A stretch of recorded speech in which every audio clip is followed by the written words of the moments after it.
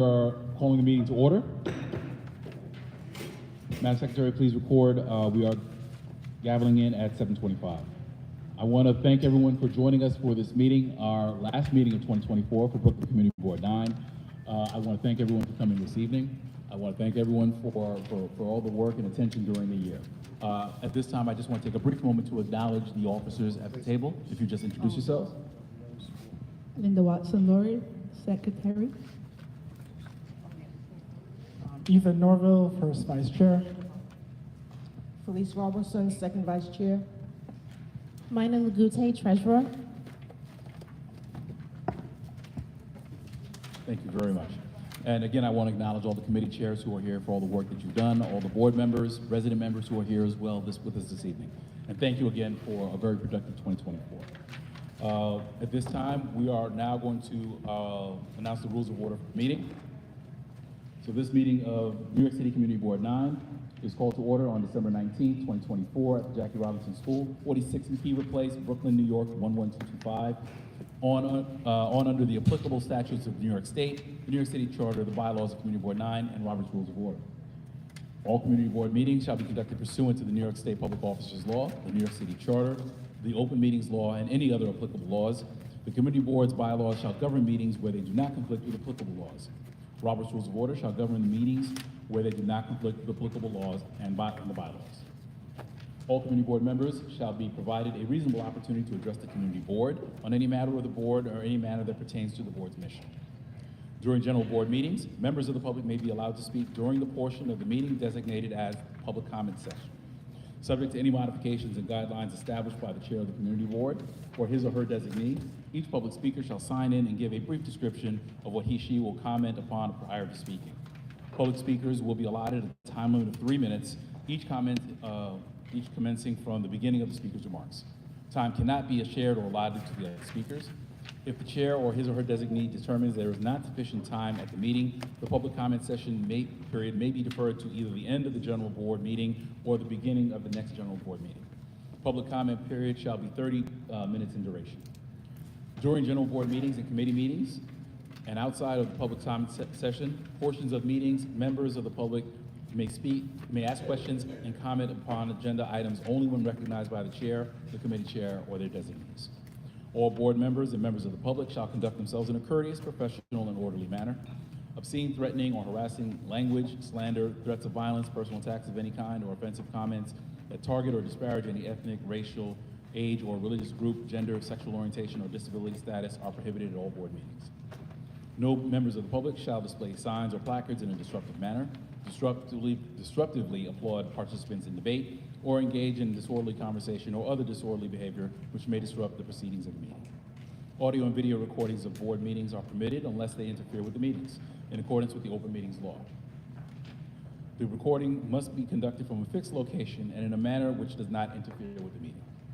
The chair or his or her designee shall have the discretion to prohibit video or audio recording that interferes with the meeting. Recording is not permitted during executive session.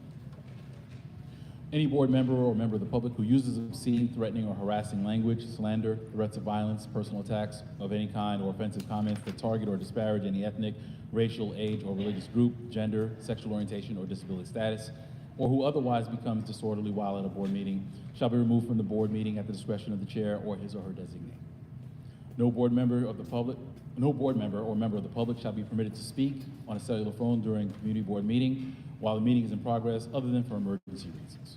All cellular telephones are required to be turned off or in vibrate mode. During general board meetings, the enforcement of this code of conduct shall be conducted under the direction of the chair or his or her designee. During committee meetings, the enforcement of this code of conduct shall be conducted by the committee chair or his or her designee. The New York City Police Department and Building Security may assist with the ejection of any individual from a board meeting or committee meeting for violating this code of conduct. Adopted by the board on October 26, 2016. All to say, we want this to be a place where we can share ideas, we can express opinions. We understand that we don't always agree. We're just asking that we can be respectful in the disagreement, and hopefully by having a civil discourse, we can actually come to solutions that benefit the community, which ultimately that is why we are here. So again, I welcome everyone, and we're going to move on in the agenda. So we are now on to item 2, applications to the New York State Liquor Authority. At this time, do we have a representative for 887 Nost?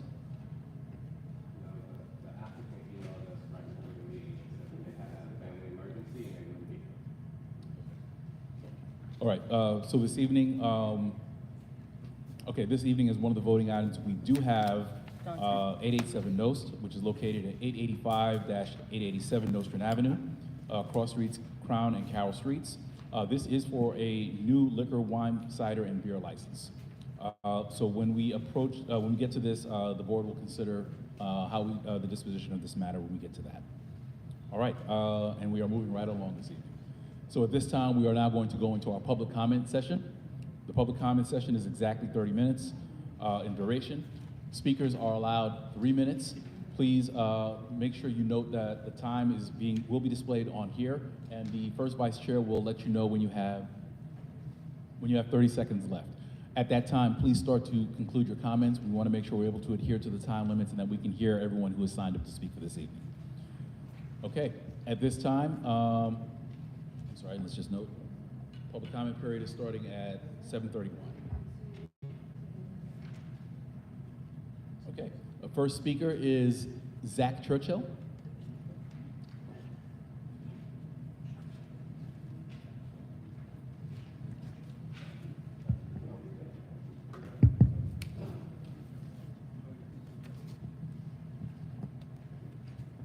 This is working.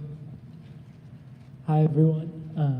3 minutes, sorry. So I'll keep this short and quick, but my name is Zach Churchill, and I work for a local organization called Good Shepherd Services, if any of you all know it. I've been to a couple community board members and connected with some of these people over here, so it's good to see y'all again. And I just want to give a quick talk about some resources that my organization is going to be bringing to the Crown Heights community. We're just trying to get a little bit of word out and connect with some organizations in the area to reach as many residents. We are doing community benefit assistance and rental assistance in Crown Heights. So I'm going to be working along with a couple other case managers, but mostly me, to take residents by appointment and by certain events to help people with particularly any kinds of benefits that can help them for paying their rent, or any landlord mediations and legal referrals and general wraparound services, trying to serve clients as much as possible. We're looking into some collaboration with the community board over here, so stay tuned for some more information about that. But if anyone in here works for an organization in Crown Heights or has connections with residents around here, please feel free to talk to me and we can exchange contact information, because right now we're trying to connect with as many residents as possible so we can help as many people as possible. Thank you. Thank you very much, Mr. George. Okay, next speaker on the list is Ms. Beverly Newsom.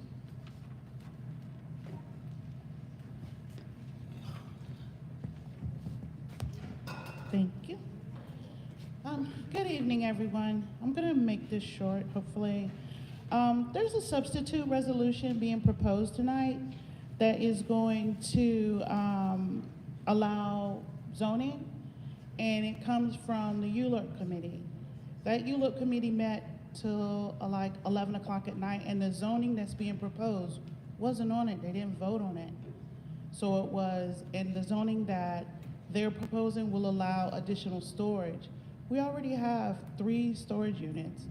We don't need any more. The developer that's working on that lot has agreed to retail, and we had issue with the residential component that they wanted to add, but we didn't vote on the resolution that's being proposed tonight.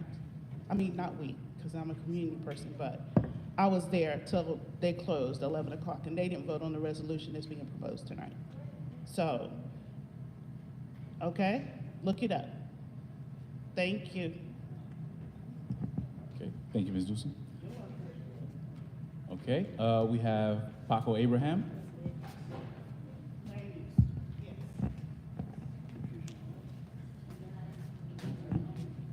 Good evening, everyone.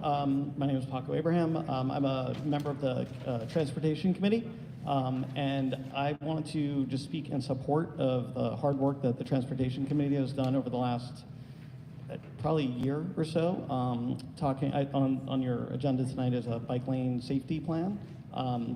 And I think I'm in support of it, and I think that over the last year or so, we've taken quite a lot of comments from the community, and I think we've made a okay plan better, because it asks for less parking and it asks for more pedestrian safety improvements along near the schools, and it nixed the bike lane on an entire block that was in question. So I think we've listened to some of the community concerns, but the bigger picture for me is that I've lived in the neighborhood of New York all my life. The neighborhood the last 10 years, been coming to the Transportation Committee probably for the last 8 or 9 years when Chairman Baptiste was there, when Ms. Timothy was there, when many different chairs, and I've asked for safety improvements, and nothing has happened.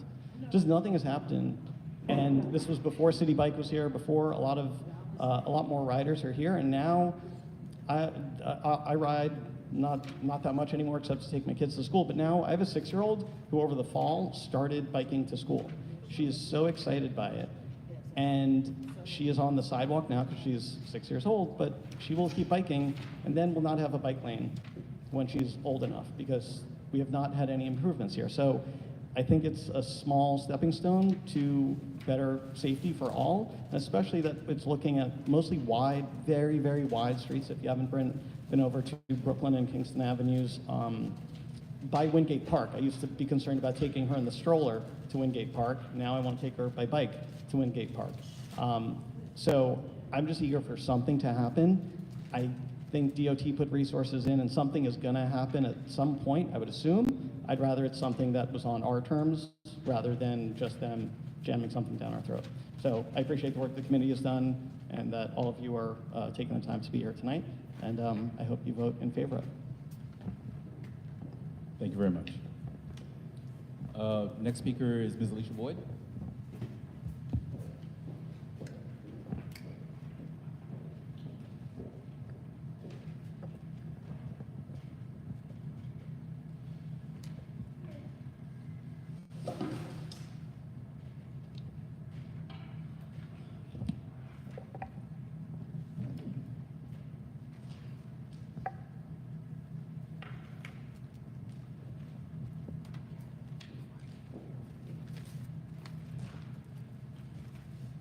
Good evening, Community Board 9. I want to just wish everyone a happy holiday and a happy New Year's if I don't get to it. Today, Ingrid Martin was led into court in handcuffs. For people who may not know, Ingrid's cousin, Carmen Martinez, was selected by Community Board 9 to be our district manager, despite allegations that she was being paid for this position while she was a board member.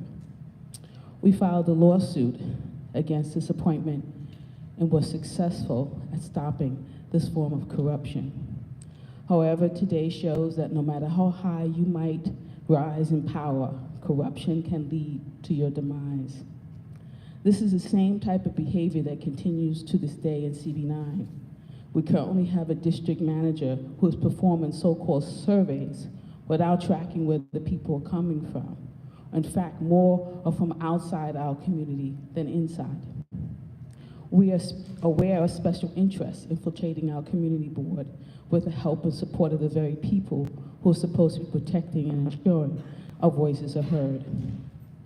Dante, the current district manager, is running for city council and seems to be more focusing on supporting these special interests instead of doing his current job. We have a chairman of CB9, Fred Baptiste, basically has crippled our housing committee, who has not met once this year. This is being done in an attempt to allow majority white male land use committee to discuss and determine what is best for our community under the pretense of creating opportunities for affordable housing, but is really just pushing for high-rise development and displacement of our residents. In fact, the very school you are sitting in now, the Empire Boulevard rezoning application, is proposed to put 15 stories that will block out the sunlight forever on our children's playground, just to bring a tall luxury housing complex that provides no true affordable housing to the community. You can stop these forms of communication, corruption, by standing with the people. Please vote no against the Empire Boulevard rezoning application, and please vote no against the East Flatbush Bank Lane design. Stand with the people in this community. And I do have enough time to say, please, think about getting more involved. They are proposing some major changes to the community board. Your power is being, the little bit of power that we have is being eroded. There is a planning commission that's being planned that will take away your power.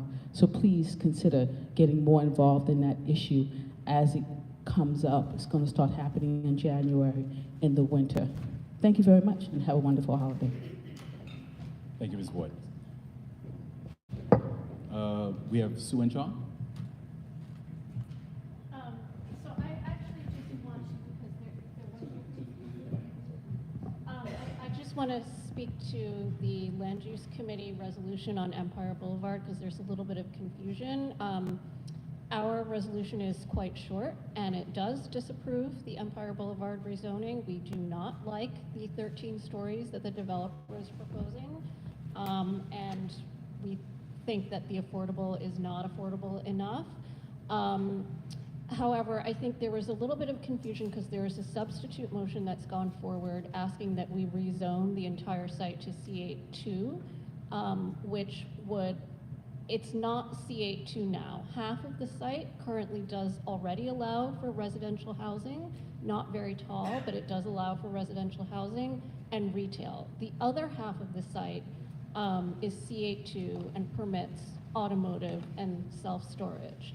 But it wasn't our intent to rezone the entire site to allow for only self-storage and automotive and other commercial and, you know, kind of crowd out the retail and not permit the residential. We're okay with the residential that is permitted on the site today, but if there is going to be a rezoning that would allow the developer to go up, we want to see a much lower height limit, and we also want to see a much greater affordability. So that's the only thing, and I will be proposing an amendment to the substitute resolution to clarify that.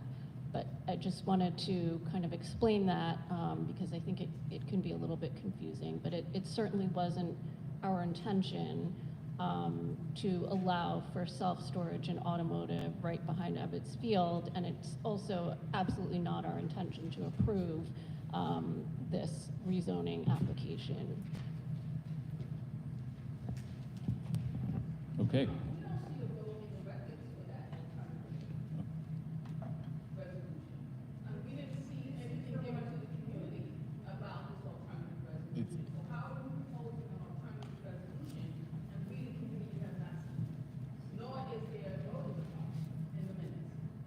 I will get to that when we get to the business session. I will address that. The entire thing with the substitute motion, that'll be addressed. Okay, at this time, we've completed the public speakers, the public comment session. I want to thank everyone who's participated, and absolutely, the information and feedback is valuable to us as a board as we continue in terms of the work we're doing and evaluating options and choices in terms of policy for this district and the best interest of this district. At this time, we are now going to go to acknowledgements. Do we have a list of speakers?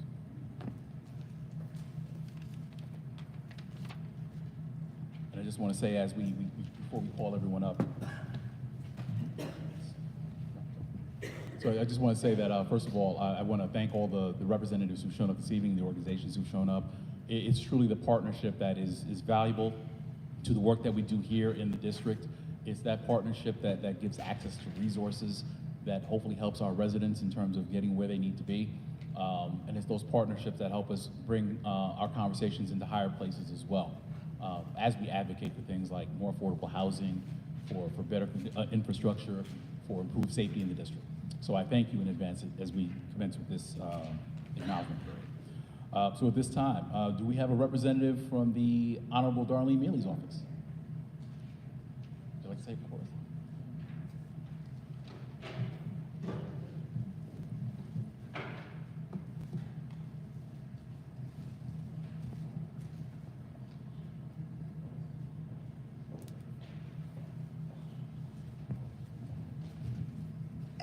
Good evening, everybody. Happy holidays. My name is Ayanna Williams. I'm the Chief of Staff for Councilmember Darlene Mealy. Our office is located at 400 Rockaway Avenue. Our phone number is 718-953-3097. As always, I'm going to keep it very brief. We have our Community Advisory Board meeting coming up on this Saturday. It's going to be at our district office. There are flyers over here on the table if you're interested. Immediately following that, we will be doing a toy giveaway for the holidays. That will be, I believe it's going to start at about 1 o'clock, hopefully. Those flyers are also on the table. Anyone who shops at participating stores will have free parking from December 20th to December 24th in the Pitkin Avenue area. The participating stores are also on another flyer which announces which stores are participating in that program. On Mondays, we have a free immigration attorney that comes to our office to help people with any kind of immigration needs.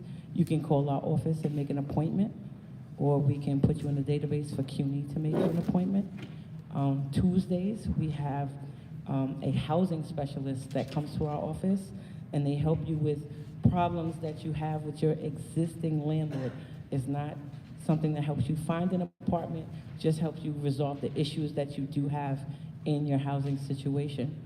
On every second and fourth Wednesday, we have a representative that comes to our office to help you navigate the Housing Connect system. They show you how to set up a profile and how to apply for apartments and how to go through the whole system. That's pretty much it. Happy holidays, Merry Christmas, Happy New Year, Happy Kwanzaa, Happy Hanukkah, or whatever it is that you celebrate. Thank you. Thank you very much. All right, at this time, I thought I saw a representative from the Borough President's office.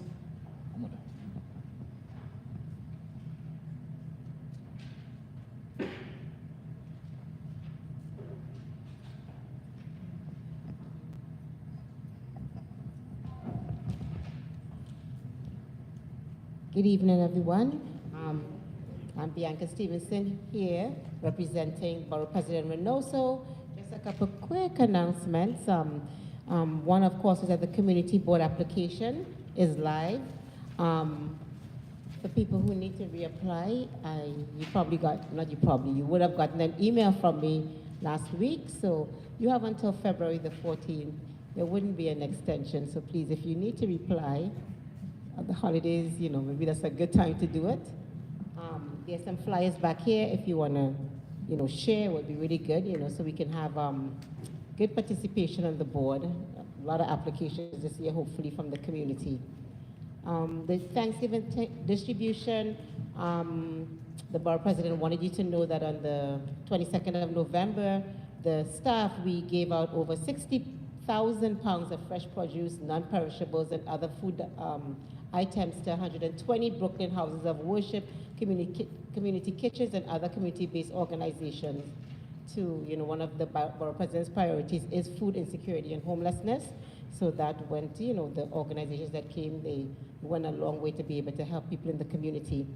And the constituent services is open for walk-in at Borough Hall. If you have any issues, services, any issues you may have, you're free to walk in between 9 and 3, and that's on a Wednesday, or you can call the constituencies, you can call Borough Hall, and Monday to Friday from 9 to 5 by phone or email, any issues you may have, they're there to serve. So that's it for me. Wishing everybody a very, very happy,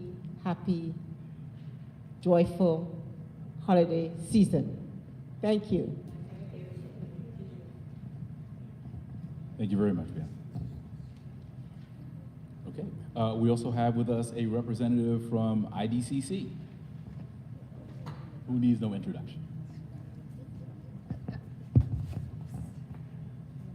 Good evening, everybody. Happy holidays. My name is Arna Lipkin. I'm from IDCC Connect. It's a mental health agency, but we have a program called Connects, which also helps with social services.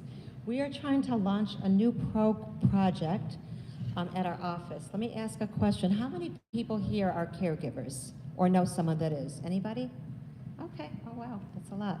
So, on that note, I'm also a caregiver, so I can relate very well to that, and I decided to initiate a caregiver support group. I have this flyer here, there's a QR code. It's probably like 2 minutes to fill out the form. What's a good time of day for you?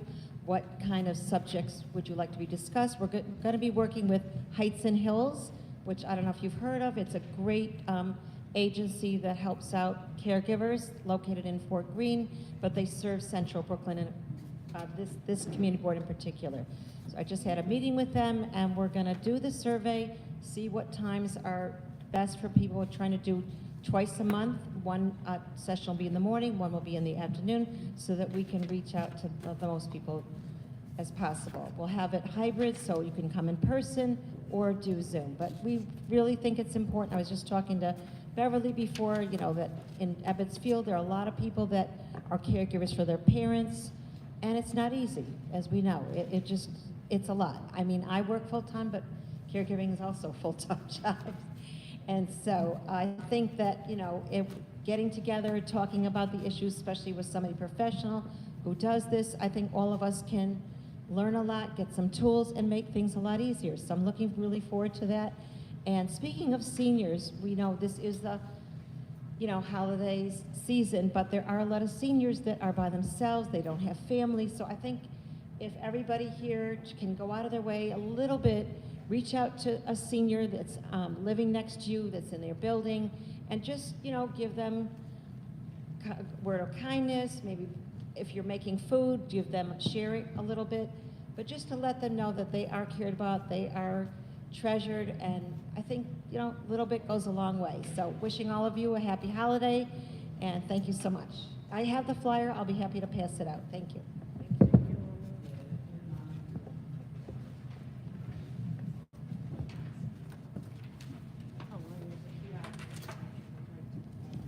Thank you very much, Ms. Lipkin. Okay, at this point, we completed the public session. We are now going to go into the business session. Madam Secretary, please call the roll.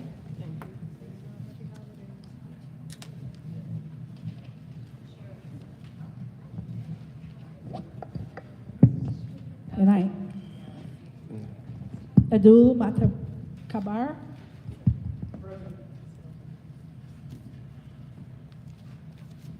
Nicholas Almanar. Fred Baptiste. Rabbi Yaakov Berman.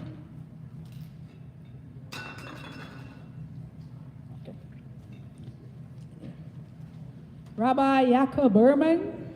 He stepped out into the hall. Kat Bocello. Suki Shao. Kendall Christensen. Here. Julie Cobb. Matt Scowing. Eve Cohen.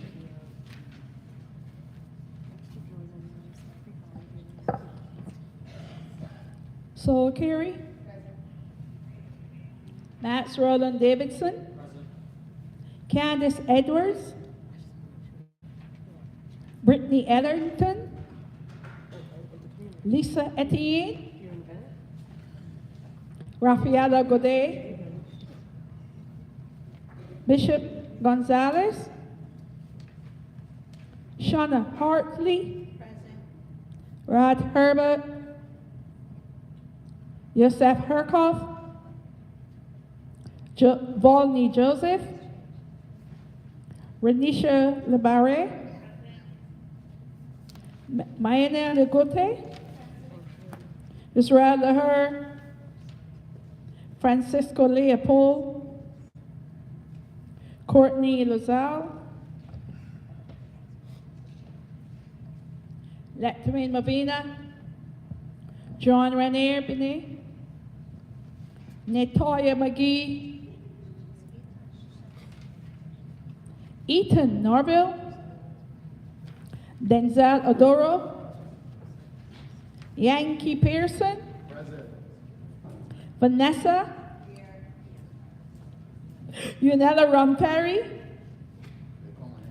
Felice Robertson,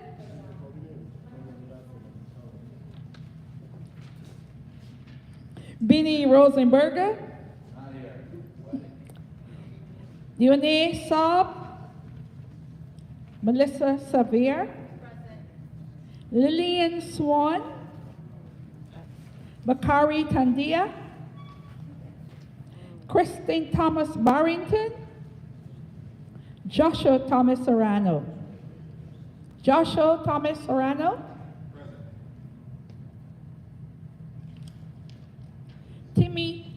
Debbie Timothy. Twyla Ware. Linda Watson Lord, that's me. Miss Teresa Westerdahl. Lorianne Woolsey.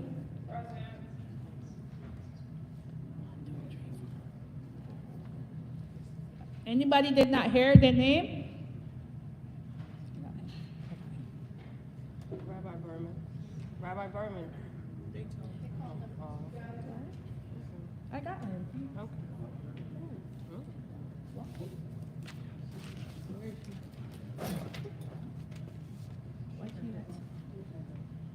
Julie Cobb.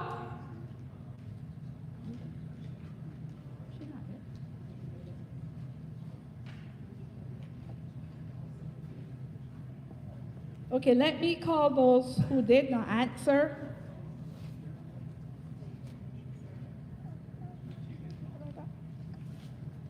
Nicholas Almanar, Augustine Blackwell, Jolie Cobb, Max Cohen, Eve Cohen,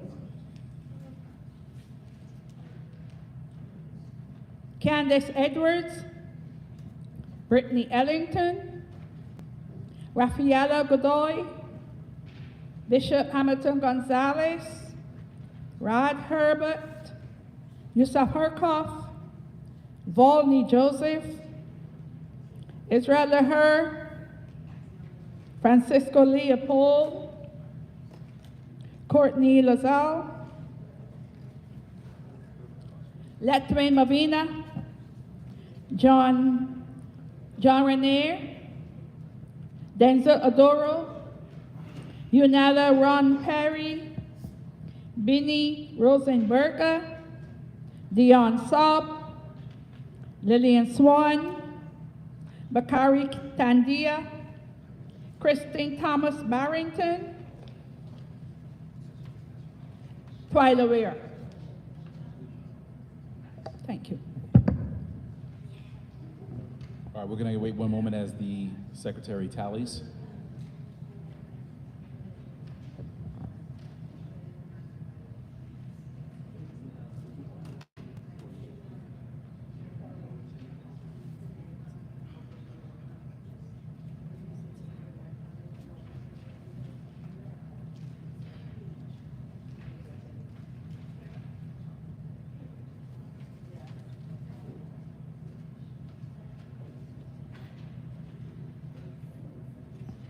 Okay, we have 22 members present. We do not have a quorum for this evening.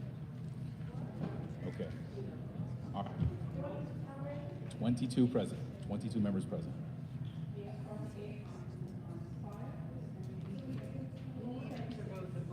We need 20, no, 24 is half of that plus one, so we would need 25. So yes, we need 3. We will see. Well, here's what we're going to do. We are going to continue with the agenda for the informational purposes, and when we arrive at the voting session, if we still do not have quorum, we will call the meeting at that point. But this will probably give us a little bit of time to see if there are members who are still in transit. And if anybody has anybody's phone numbers, now's the time to start calling a friend. Yes? How many are we short of quorum? 3. Okay? Julie Cobb's on the way. No, we don't have. We have two resignations. Okay, all right. Okay, we're going to skip item number 2, the approval of the minutes. We're going to go to committee reports. If we can at this point, at this time, the land use chair, can you just give a brief report about the resolution?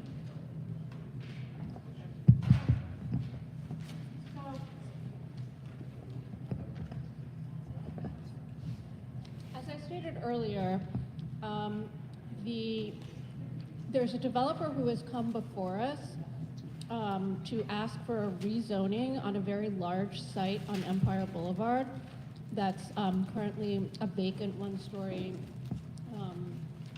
former industrial building of some kind. And they're proposing to put a 13-story building with 285 residential units, 190 units of parking, and a large commercial space. It would be about 100,000 square feet of commercial space. So 2 floors of commercial above ground, likely some sort of large format retail store. They suggested something like a Burlington coat factory could be possible, and some retail underground as well. And so we debated this for 2 meetings in a row, and the consensus we came to is that we are in support of the proposal for retail. We don't have enough retail in this area, high quality retail in this area, so we're fine with the 2 floors of retail. As Beverly said, though, it's not that we don't necessarily want the storage in the automotive, but we are not okay with a 13-story building with 285 residential units, because there have been over 1,100 units going up within a few blocks of this area already. And generally, the height context of this district is much lower. So our zoning framework guidelines suggests 9 stories as a cap.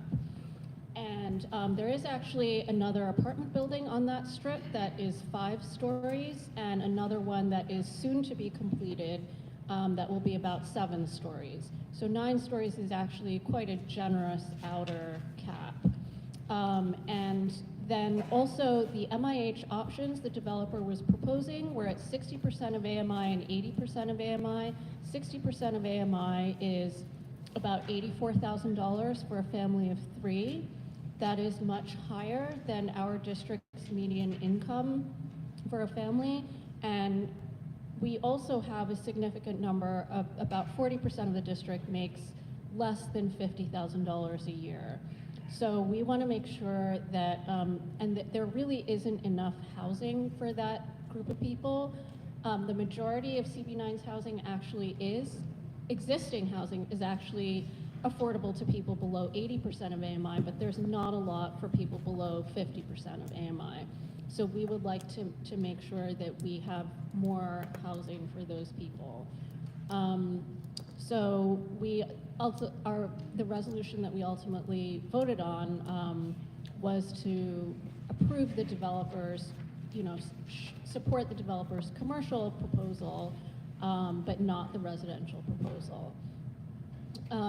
And we also, should I speak about anything else? Just to give you guys a heads up, there is another developer at 967 Nostrand, again, proposing a 30-story tower with like 15 stories of luxury condos. He hasn't filed with city planning yet, so there's plenty of time for you guys to get involved and give your opinion. With regards to Vital Brooklyn, that is not technically a development that needs our vote and approval, but it is such a large development that I don't think that we can ignore it. It is going to be 1,100 units on the site of the former Kingsborough Psychiatric Campus. And that is it is a state-owned hospital, and that's the reason it doesn't have to go through the city, because state trumps city, so they get to do whatever they want on the zoning. They don't have to ask us. And they're proposing a lot of buildings on that. It's a 7-acre site, but they're proposing a lot of buildings, and it's mostly going to be supportive housing. so the community is very concerned about that. And there's also a clause in the deed that says if the land is ever not used for hospital purposes, then it reverts back to the city. Because the city in the 1920s, the city gave this hospital to the state, but with this clause in the deed.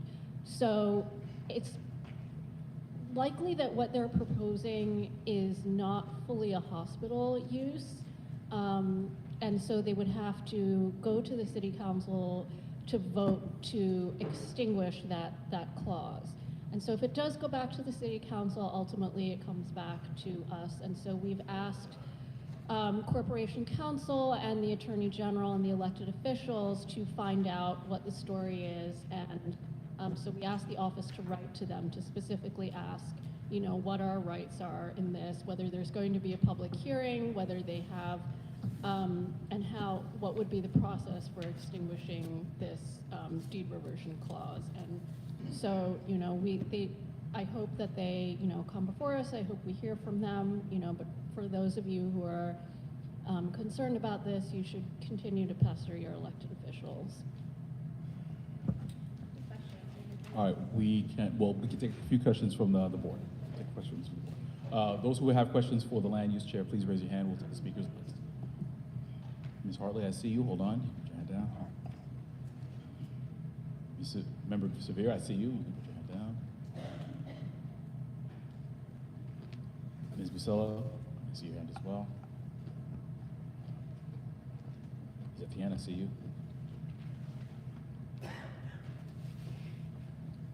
All right, final call. Anyone else who wishes? I have right now Ms. Hartley, Ms. Severe, Ms. Buscello, Ms. Etienne. Anyone else have questions for the land use chair? Okay, so that will conclude the speakers list. Okay, Ms. Hartley. Thank you. I'm circling back in regards to the statement that you made that there's an additional permit that has been placed in regards to 967 Nostrand Avenue. We already have 5 buildings that are part of the development plan that are there. Was an additional lot there? And could you elaborate? I know you stated that it hasn't been filed as of yet. There's a possibility. But can we elaborate a little bit more if we already have the Clove Road Plaza, et cetera, that is actually in construction that removed the associated supermarket? Yeah, so that portion of the lot is to the south. That's the bigger lot. And that is already being developed. The smaller portion of the lot at the north end, it's still not small, it's 20,000, you know, it's 15,000 square feet, but that's the smaller portion. That is owned by a different party. It's owned by Carl Cohen, who used to be a member of this board, actually. And so that is being developed differently. And that's the person, that's 967 Nostrand, and that's who came before us the last time we met. So that plot is what used to be a strip of like 5 or 6 small business, you know, overalls, et cetera, hardware store. So that's that plot. And then the plot that we now see being developed now is what was formerly the supermarket and the parking space. And it belongs to a different owner. All right, thank you for the clarity. And you said it hasn't been filed as of yet, but It it has should be not been coming up. filed as of yet, but it could be. It could be. I mean, they have the right to build a residential building there already, and it could be quite large already. But what they're talking about is even larger, and it's you know, it's gonna be like 26 stories is what they're saying. So I'll wrap this up. And it's in regards to, we had the DOT here, and we've had a number of us speaking in regards to what they'd like to do with Malborn and Clove Road. When that actually comes up, are we thinking about the level of traffic that will be taking place there? And has the DOT, and I guess this is more a question that'll come up when it does come up again, has the DOT done what we stated 2 months ago, which was provide us an audit in regards to the safety component in that space there, the back part of 967 Ethan, Nostrand? I'll let you speak to that.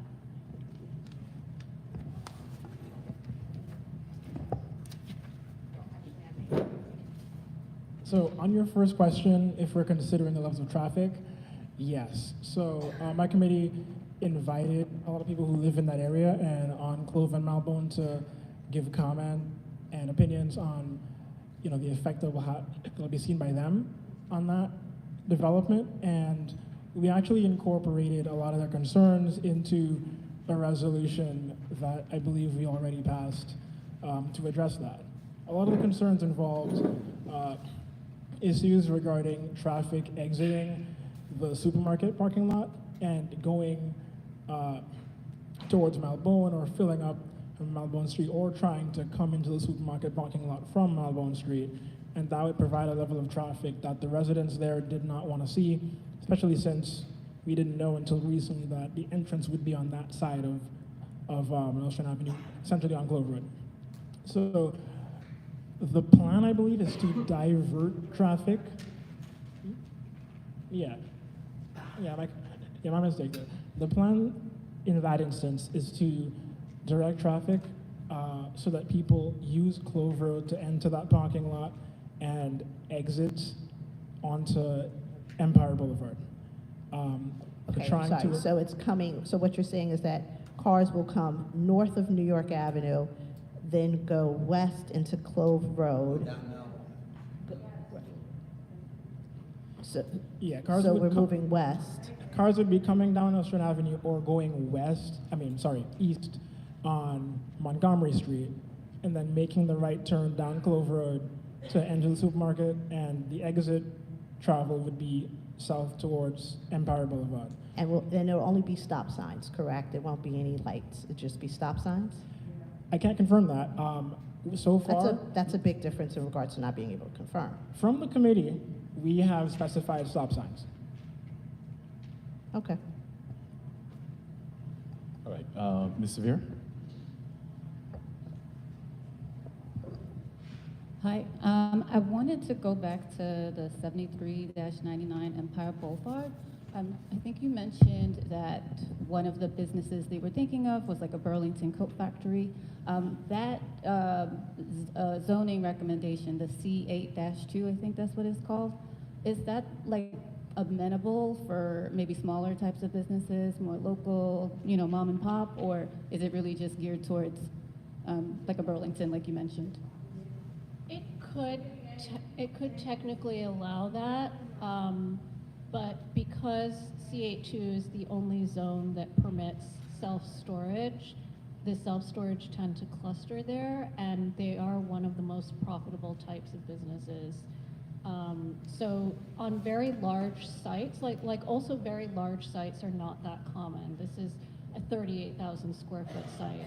So, on these very large sites, you are going to see a push for larger format stores. And in any zone like a C82 that permits the self-storage, and it's pretty much the only one now, because even manufacturing zones, you have to get a special permit. So C82 is pretty much the only zone left where you can do self-storage as of right. So you are going to see them cluster there. Ms. Marcello?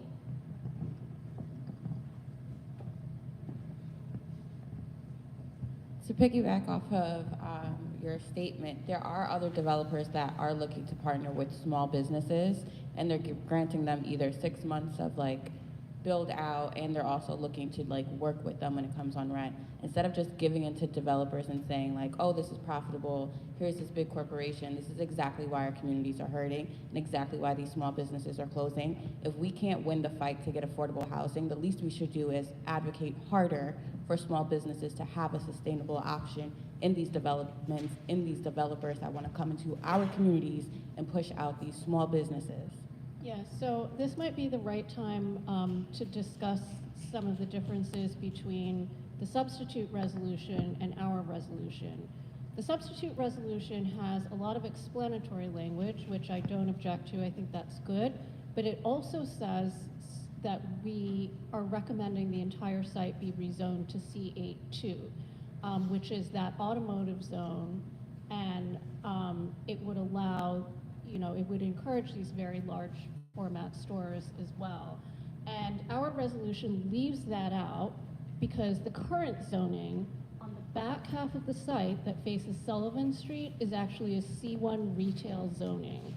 And the C1 retail zoning limits certain types of stores, like clothing stores and department stores, to 10,000 square feet.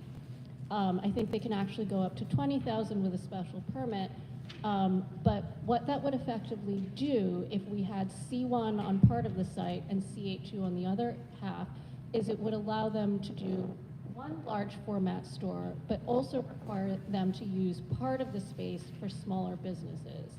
Whereas if we rezone the entire site for C82, the entire site would be commercial, there would be no residential, and it would be likely a very large store, like a huge Target, or, you know, like a, you know, I don't think it's even large enough for a Trader Joe's, actually. They're usually much larger than that. But there was also mention that there was a European-based supermarket that was supposed to be near Bedford and Empire.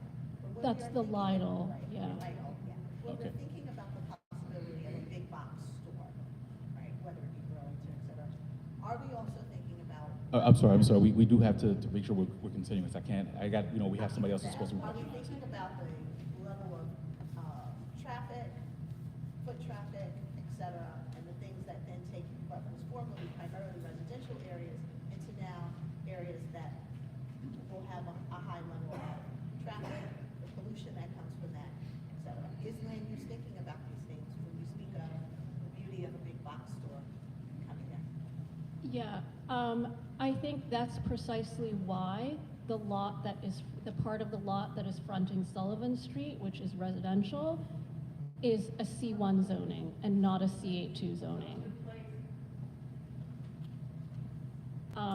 And so we would be, we would be for continuing that retail-based zoning as opposed to, the big box. Okay, Ms. Etienne, and we called for the speakers as prior. We do have to move on because we have a number of items we need to move through. Ms. Etienne, and then we close it. Let's start. We've already closed. We're moving on because I had asked for the speakers list before.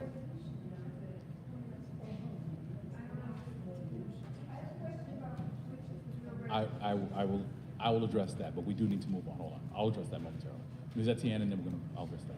Go Yeah, ahead. so I'm still unclear about what influence we can have on that site, the 7399 Empire Boulevard, to ensure that if there is commercial, it's the right commercial that the community wants, and not necessarily something that the developer will bring in. So they said that maybe a Burlington Coat Factory. But as a community, do we want a Burlington Coat Factory there? So how can we influence them into? The Burlington Coat Factory needs a very large floor plate. In fact, he specifically said, more than 20,000 square feet. But a C1 or a C2 retail zone doesn't permit that. So by keeping the C1 zoning on the back half of the site, we would actually limit that at least on one half of the site. It would have to be smaller businesses occupying that part of the site. In order, we can't really, it's hard to really pick exactly which store, but you can sort of shape that by limiting the size. And so that's why when the substitute resolution comes up, I am going to make an amendment to take out the portion that suggests that we rezone the entire site to C82, because I don't think that was intended anyway, and that would limit these sort of ultra-large stores to just one half of the site facing Empire. On the other half, you would need to have smaller stores. Okay. So can you send that an email with a resolution? Is that what you want us to vote on? No, okay, listen. Okay, order of the day. Order of the day. Suki, not up. So I will address this. So with respect to the resolution that was passed by that was already distributed as part of the package to the board. What you also have before you, and that came in late because that was drafted very late, is a substitute amendment. The substitute amendment is just really more formatting and in terms of laying out the format for the resolution that is going to go to DCP. And that's just, I wrote it up. Incorporating, and what, oh, listen. The main idea was to give format to this, but the idea is to have an actual written item, a written document that the board can actually go there instead of wordsmithing here on the spot. We can actually point to specific lines and make changes in terms of not CA2, but this. Not this, but this. Or if there are additional items that we need to make sure we include there. Because for example, I think it was one of the things that I'll say right now, I had added it in terms of I think it was important that there was language there that we say that this is not precedential, where if we say yes to this or something goes up here, this does not become the new norm on Empire Boulevard. I wanted to make sure that we referred to the district zoning framework that was passed by CB9. Understood. And what I'm saying is, understood. This is not to represent what was done by the committee fully, but also to address other things that it is important for DCP and other entities to understand. CB9 has done its work on this. We have discussed zoning. We're not coming in here willy-nilly. It's not that we're being capricious or anything. We've discussed zoning. We've discussed what heights look like or could look like. We're discussing what impacts might potentially be on the corridor. So we want to make sure that that's included because we get one statement to make. So while we don't want it to be a 10-page statement, we need to make sure that certain things are done, and we want to make sure that there's a consistency in the positions we take with the Department of City Planning. No. You can substitute. The committee's resolution is on the floor. That is there. What would happen is, Ms. Boyd, you're out of order. This is business session right now.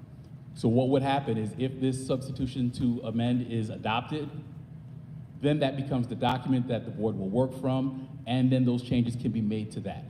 What ends up being the benefit is it is in the format that we would want that to go to the relevant agencies, and the changes can be made to the pleasure of the board. So there is nothing that is misrepresenting. This is not meant to change what is represented by the committee. This is meant to provide the board a framework to work from as we actually come up with the resolution that we're going to come with.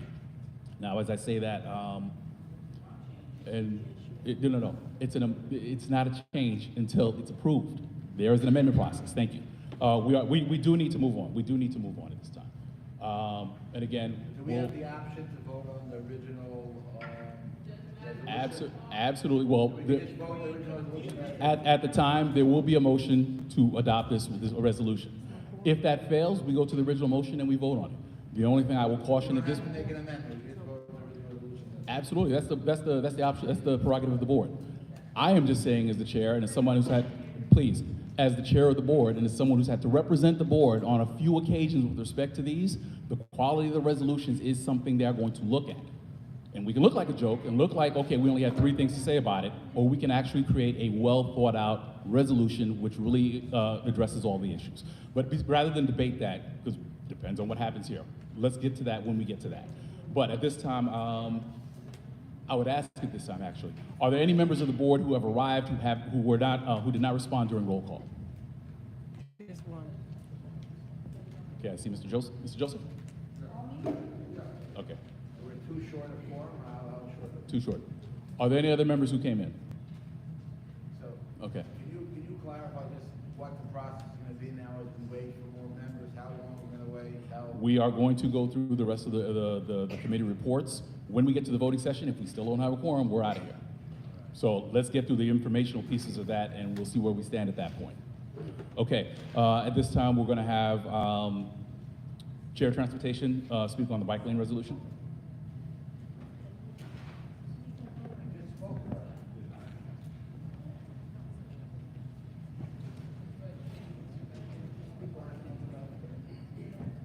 Hello, Fred. We Hey, had a hello. presentation last month about the bike lane.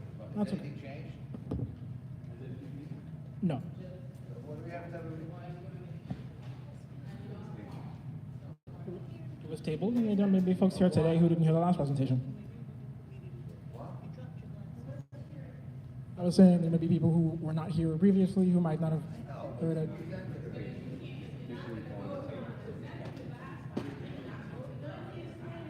There were additional questions that I know came up, so we'll address those questions, and I have a question.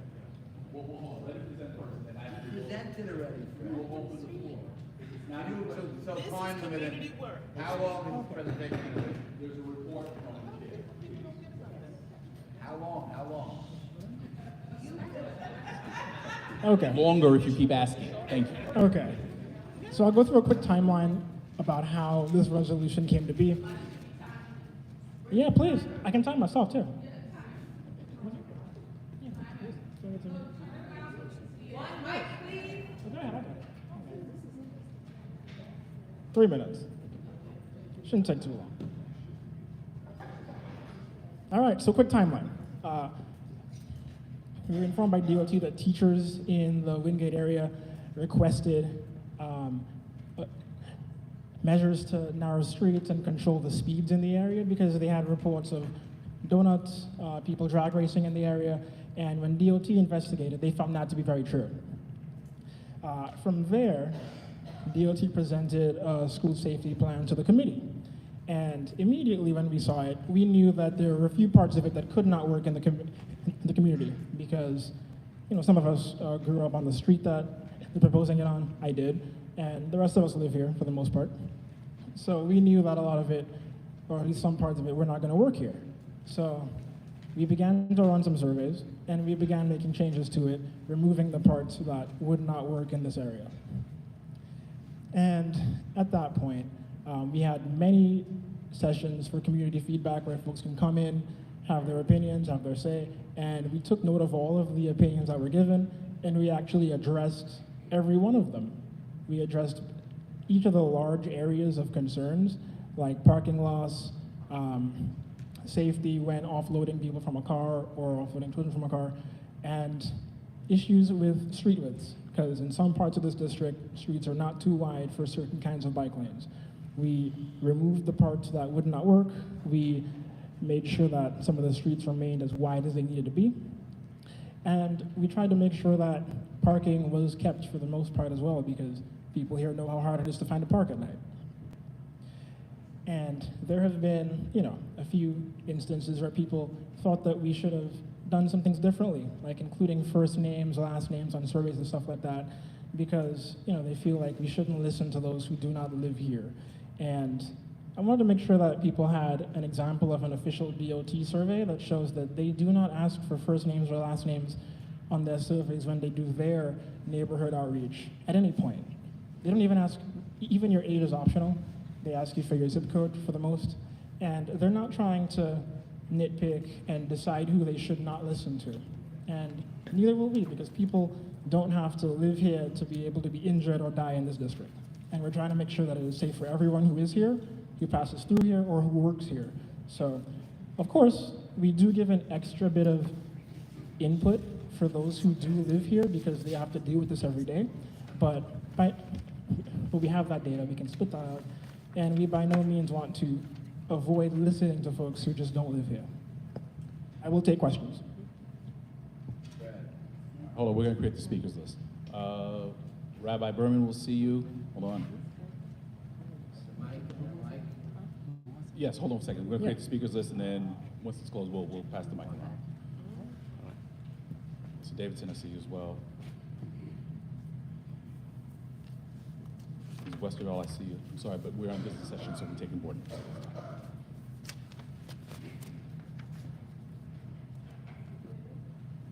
I can't get you, Ms. Brown, because we're in business session at this time. I'm sorry, name, sir, I'm sorry.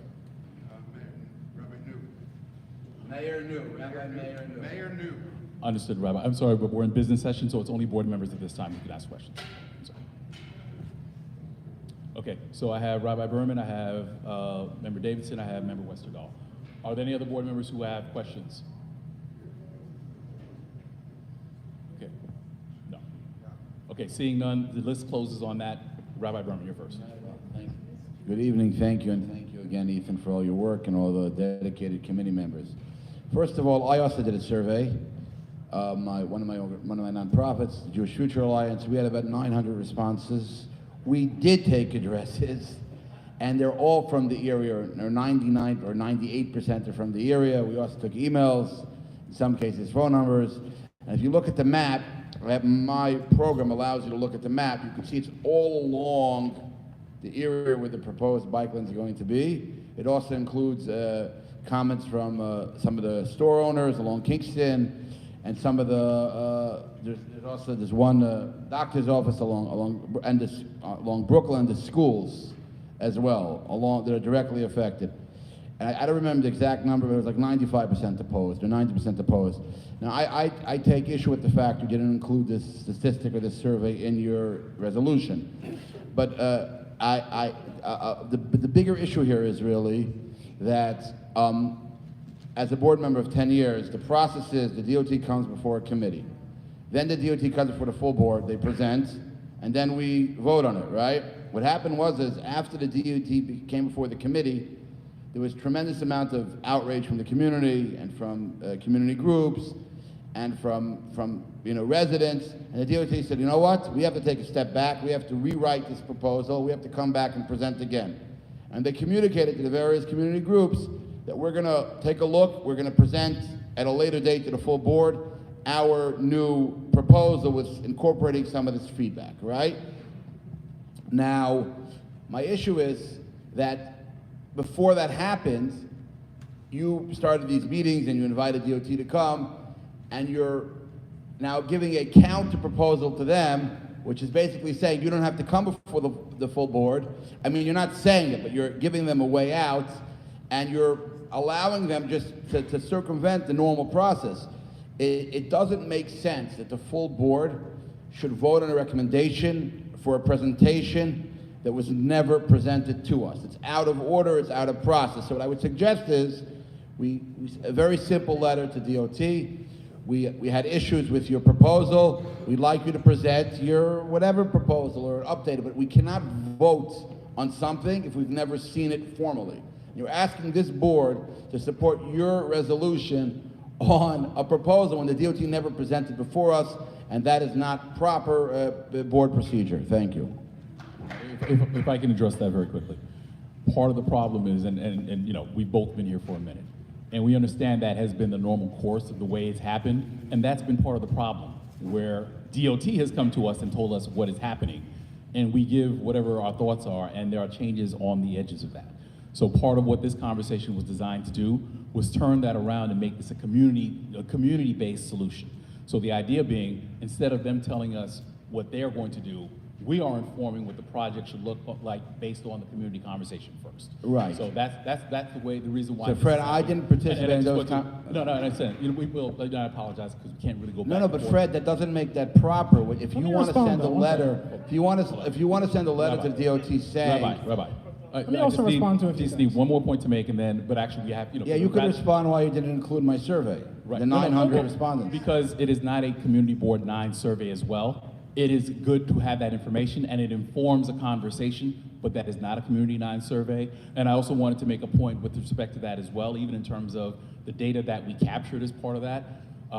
There are larger issues as well, not just with the information you get back, but with the information, the metadata you carry. There's nothing that restricts you from using a survey from an outside group. Let me finish this. We do it all the time. Let me finish this. From the city purpose, we are also responsible for the amount of data we get. So if we get your name, we get your email, we get your address, we get whatever other information, that also puts responsibilities on the board in terms of safeguarding that and what goes in and what goes out. To accomplish the goal that was accomplished here, it wasn't necessary to know that. We just wanted to know what the general sentiment was, what the goal was of the survey. So this is not the be-all and end-all. This is not to say that. Yeah, but I told people not to fill it out, Fred. Okay, well then you're skewing data. No, That's because the point. DOT said you're giving another proposal. Why should we comment on an old proposal? Let me respond real quick to kind of that. the point. Well, listen. Let me respond quickly to that. Quickly, and then we move on. On one point, you're saying that the committee starting up public meetings and having public comment in response to a plan submitted by DOT is a problem. It sounds like the community board is doing its job. No, it's not, because if you were doing your job, DOT would be here tonight. Okay, all right, okay. Why So isn't DOT here tonight? Your question was asked and answered because the DOT's responsibility was to go to those committee meetings to get that No, they're feedback. responsible to come to the full Okay, board. Your question's been asked and answered. And if you disagree, that's understood. Wait, Fred, you're telling me We it's have not to- proper we have to process move for on. them to come present We before the have- full we have board? to move on. Next, and they will at the appropriate times. And they will at the appropriate times. So let's vote after they come. At the appropriate time, when it's time appropriate for the vote. Mr. Davidson. Thank you very much. Ethan, I just have a couple quick questions. So do you have like a rough estimate of how many parking spots would lead to the reduction of? Can you repeat that? Do you have an estimate of the number of parking spots this would lead to a loss of?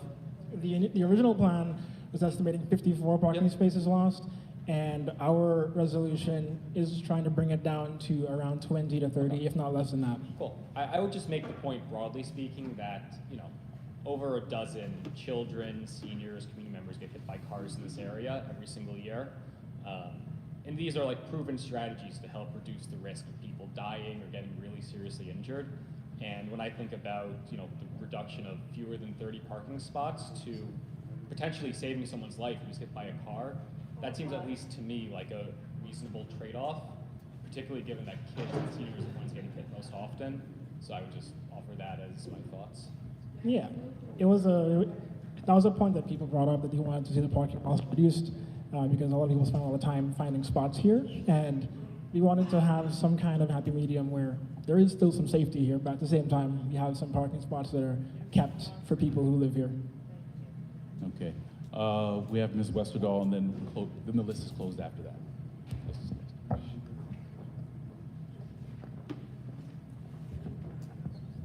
Hi, my name is Teresa Westerdahl. I'm on the board. I just have a couple questions about the survey that was done by the community board that people have expressed some alarm. The survey was supposed to be for the community, but it went out like to a very, very wide audience. I saw it posted on boards, Reddit, Twitter. It was all over. So a lot of people responded that aren't in the community, and you say you're giving weight to the community. And I think that should be people that live in that area. You know, even me commenting on it when I ride over there is not as relevant as people that live there and will be directly affected. The parents, the people in the schools, you know, the teachers, all of those people. I think their voices should be most important, and that's what we should be hearing from on the survey. But because the survey went out to a huge audience, people could lie about their addresses. We don't really know if all those people live there. And the weight given to this survey that Yakov's group did, it's not given enough precedence and weight. You know, it's 900 people. That's pretty big. Come on. So I just have concerns about how the survey actually went out. I think it went out to a larger audience than we expected. So it's a little bit skewed, I would say. You know, the accuracy of the data is skewed. Okay. You know. Let me so call those concerns right now. That's just what I wanted to say. Let me solve that for you, if you're willing to listen to me solve it. So the first thing, if we couldn't tell who lived in CB9 versus who didn't, it would be a problem.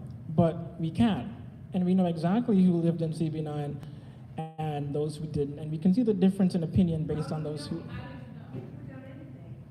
But that's with any survey. If we do not control the data, it is an aspect of the survey or link. Because I work on pulse surveys for Fortune 100. Order. Okay, order of the day, order of the day, order of the day, order of the day. The question's been asked. Right. Chair will answer. So people do self-report where they live, and I mean, even on official DOT. Ms. Westerdahl, order of the day. He has to give an opportunity to answer. Even in official DOT surveys, they ask you for your zip code. They don't spy on you and figure out where you actually live. They ask you for that. So someone can lie, yeah, but people, in any survey, people can lie. In our survey, we were able to see who lived here, what they thought, those who didn't live here, and also, did you know that you don't even need to live in an area to be on a community board there? You can just work there and be on a board for that area. Okay. Right. All right. Okay. Okay. So is your answer complete? You finished? It's not irrelevant. Okay. Order of the day. Order of the day. Order of the day. Order of the day. Okay. All right. Yeah, I'll run my answer. Have you finished response? Yeah. Okay. All right. Thank you very much for that. Okay. We have 2 more items we're going to do.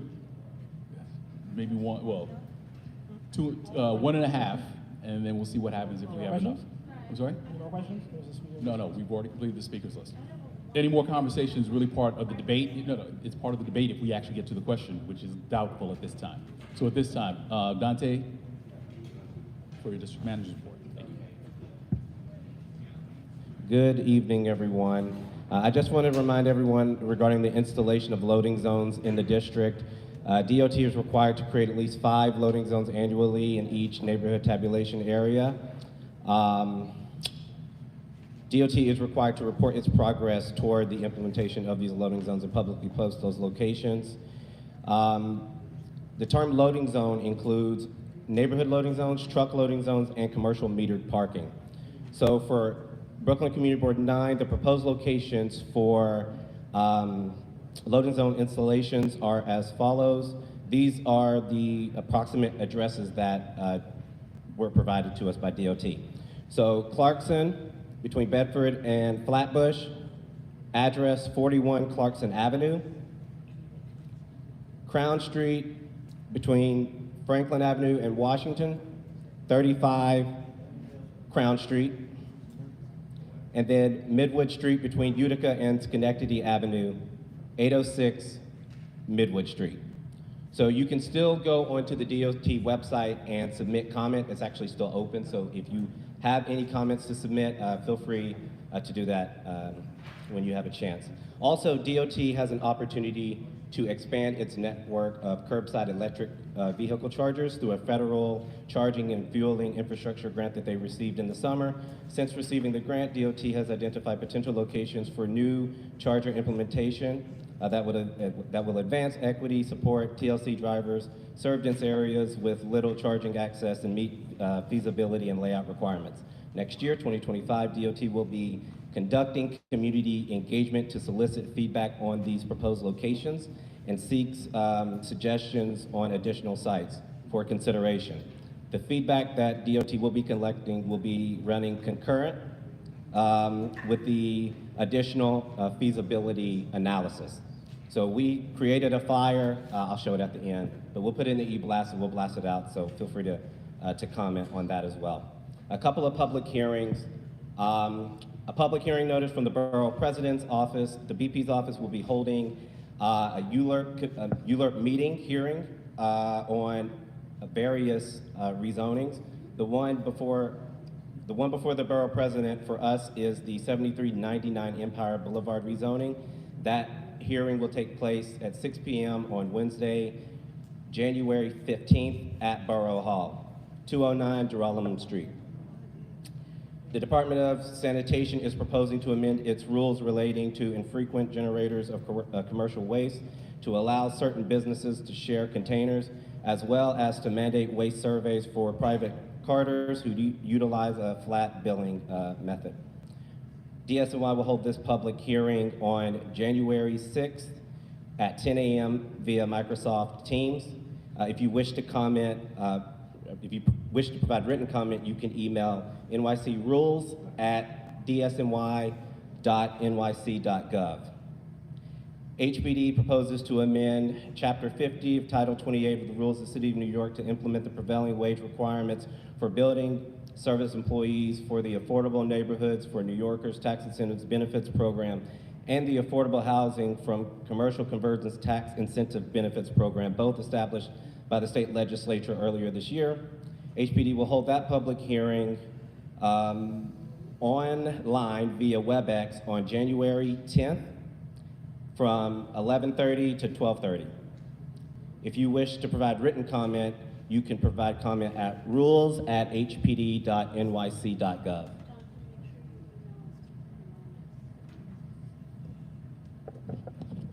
I will email all of you so you can so to remind. You heard it earlier, the community board applications for Brooklyn, the application is live. You can go onto our website in the news section. You can get the paper copy directly from our website, or if you wish to apply online, you can get the link there as well.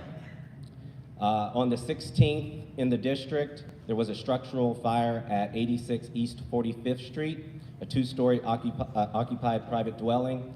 There was no reports of civilian injuries, and the fire was placed under control shortly after. I didn't see Portia here, so I'm just going to give this note. From Senator Myrie's office, their office will be closed starting Monday, the 23rd through January 6th. So just wanted to give that note as that was passed along. We still have leaf bags in our office, so if you want them for next year, stop by the office, more than happy to give them out. And then we will also be sending out partial sidewalk and parking restriction notice starting tomorrow, actually, through the 27th. Those locations locations in the district are Empire and New York Avenue, and then Lefferts and Troy, and then there will be no work on Christmas Day. All right, thank you for the report. Any questions for the district manager? Yes. Okay, let's do it very quickly. Ms. Hartley, I see you. Who else? Right here. I'm sorry, this was some, we're in business, so board members. Any other board members? Yeah. Do we know if there be any rerouting of any of our bus routes during the holiday week? We haven't received anything from the MTA, but I can inquire, and if I get some reroutes, I'll put it in the e-blast and send it out to the community. But we Thank haven't you. received anything directly from them now. Because that has been something that has taken place on the B43 going north, as well as the B43 going south. That has sometimes taken place when the holidays conflict. And usually the streets are closed off and there's no notification in placed on any of the bus routes. My mother has spoken about it before, so just want to make sure that that is hopefully covered, if we can put it in a blast, and if we can reach out to MTA and DOT and make sure that they have the correct signage on those bus locations, beginning at or around December 25th.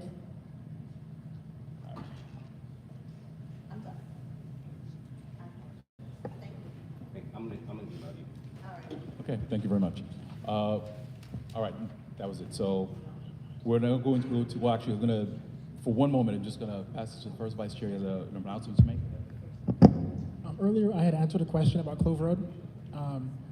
Just to clarify, there is a portion in the resolution where we do ask for traffic lights if needed at the intersection of Clove and Empire.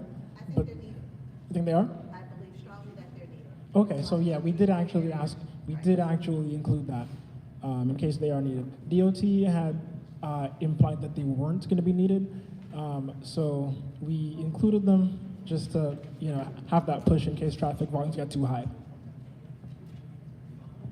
All right, thank you very much. All right, here's the next couple of items. I'm just going to give a very, very brief chairman's report. After that, we are going to call the roll, final call, and then we're going to adjourn if we do not. So let me start very quickly. All right, first of all, I guess, and this is so appropriate, attendance. I understand board service is not easy. I understand it's never convenient, and I understand life happens. But the one thing we have to be very clear is that this is a commitment that we've made to this district, to this board, and when people don't show, we feel. And when people don't show, and enough people of us don't show, the work of the district does not get done. So I want to just say that to say that we are definitely going to be looking at attendance. We are going to definitely be calling out if there are issues, and we are going to be holding people accountable. So I just want to make sure that we are very clear with that. I want to make sure that we respect the service, your service, those who show, those who consistently show, and I want to make sure that we're able to. Understood, and I'm going to address that as well. So we need to make sure that happens, and that's part of the work that thank you. And that's part of the work that we are doing as, as a board. The officers, the district office is actually working as well in terms of identifying these issues, and we're going to be taking action. So there will probably be less names you are hearing in a number of different spaces. But more to be continued. Thank you. I do want to say as well, for board members, it was mentioned that the application process has started. So we are just asking if you make sure, if you are a board member, if you are up for reappointment, please make sure if you want to come back, make sure you reapply. The deadline is February 15th. For members of the public who wish to be a member of the board, same process. You can access an application from Borough Hall online, or you can actually we have physical copies, Dante? We have physical copies of the application? And physical copies can be obtained from the board, from the district office. To be clear, CB9 does not collect their applications. CB9 does not retain your application. So we have nothing to do with the process. The only thing we can do is direct you, and we can give you a paper application should you wish, but they all need to be submitted to the Borough President's office at the appropriate time. And again, I would just say, I understand if things happen, if life is hard, if things, I would never tell anybody to do anything or to sacrifice your livelihood or to sacrifice your families. If it's not the time, it's understandable, and we thank you for your service. But we ask you that as you refill applications as well, make sure this is something that you are committed to. Again, understanding there are circumstances, but if it's always circumstances, then maybe it's just not the right time, and that's okay. And I want to say also as well, So one of the items that we had is on the agenda for this evening was removals. So those actions are going to be tabled until next meeting. I want everyone to be cognizant of that, so we will have removals as part of the agenda. So for every 2 members we have on there that don't show, that's 1 extra person that we have, that's on our account for the quorum. So we are looking to have conversations. We've had some conversations. We are going to have some more, and hopefully it doesn't come to the point where it comes to a vote, but we will do so at the next board meeting. I did want to point out, I think the district office handed out a letter for sanitation. So one of the concerns that came up was with respect to some of the new containerization rules and the way they're being impacted and the city's enforcement that is pending. And we understand that there are still challenges that are not resolved and things that need to be worked out with respect to that. So we are sending a letter to DOT to consider this as they're going forward in terms of with enforcement, understanding that there are going to be people, this is going to be a process. We don't want to see people punished and penalized because they're not able to comply, especially if there are reasons why they are not able to comply with that. So that letter is going to be going out from the district office. This is for informational purposes for the board, so you have that. But this is a continuing conversation. I believe our Environmental Protection Committee is having that conversation, steering that conversation. So please, if you have additional thoughts or feedback, or if you're seeing things that we need to know, please make sure you're in touch with the board office and with the Environmental Protection Committee and let them have that feedback so we can additionally advocate as necessary. Last item I have is with regards to the Housing Committee. So in accordance with our bylaws, we had established the Housing Committee, and the appointments were made towards the Housing Committee. They have not, due to several circumstances, been able to meet and be effective this year. So we did schedule a meeting for December to try and reconstitute it. I do thank the 1 member who showed up. Thank you very much, Ms. LeBarry. Ms. LeBarry. Thank you very much for coming. We do recognize that there are issues with this, so we are having conversations in terms of how do we revitalize the committee and reconstitute it so that way it is effective. We have a number of actions that we're looking at taking with respect to that, but we do expect to have them revitalized and setting the framework and the groundwork for the board to be able to take additional actions on the housing front over the year. That is all I have. Otherwise, I just want to thank everyone again, as this is our last board meeting for 2024. Thank you for your service. Hold on 1 second. Excuse me?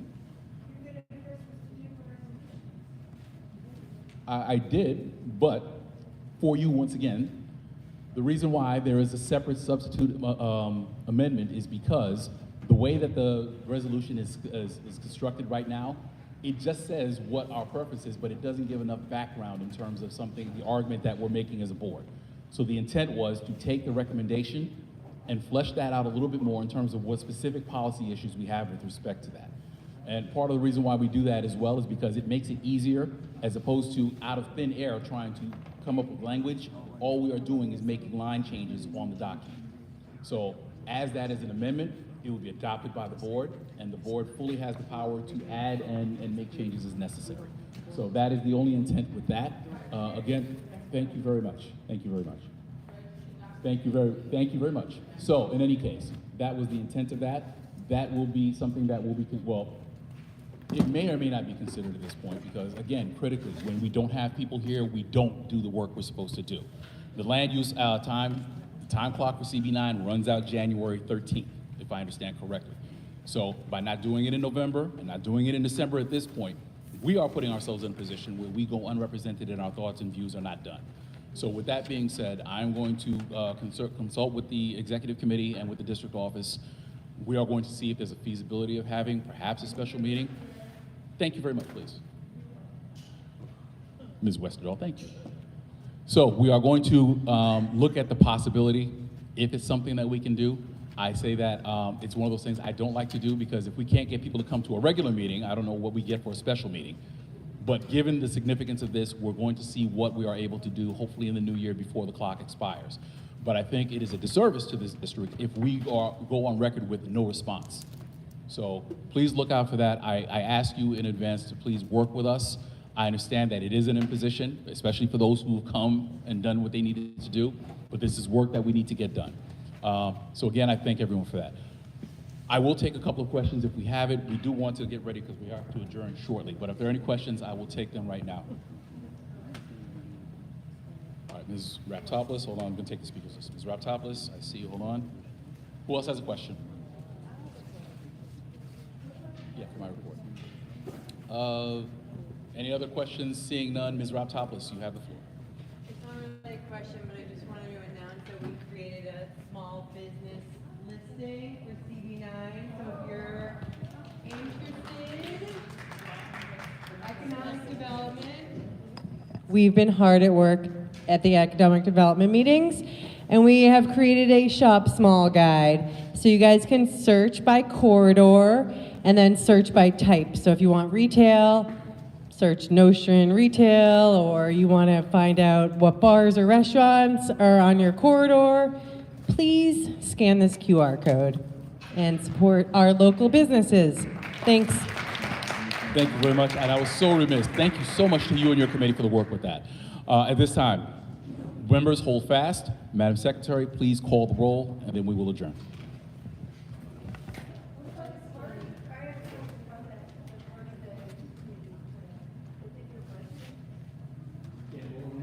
Can't vote on it.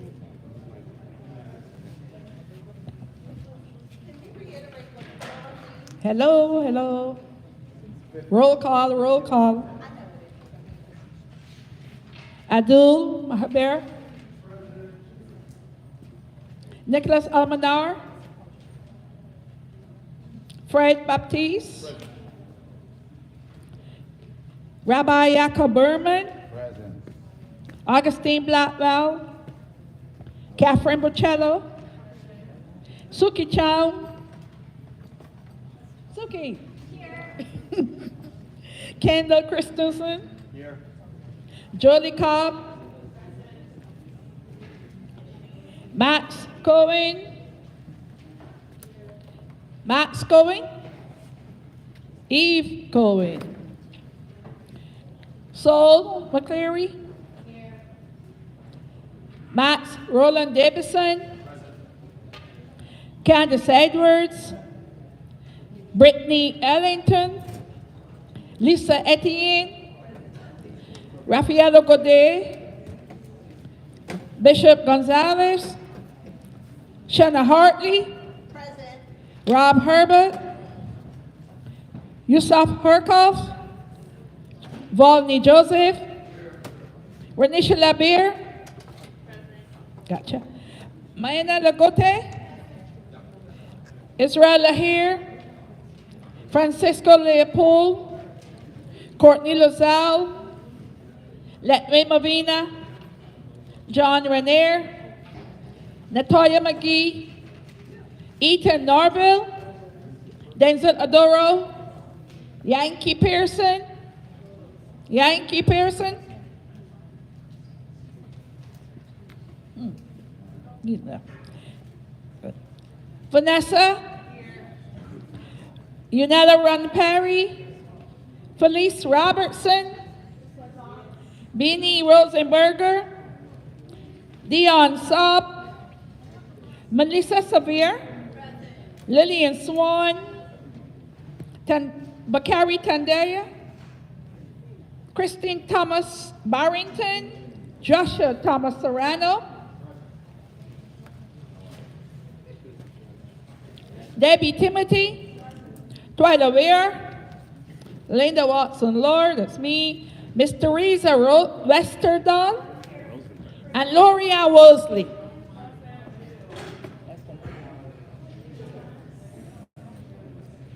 Thank you.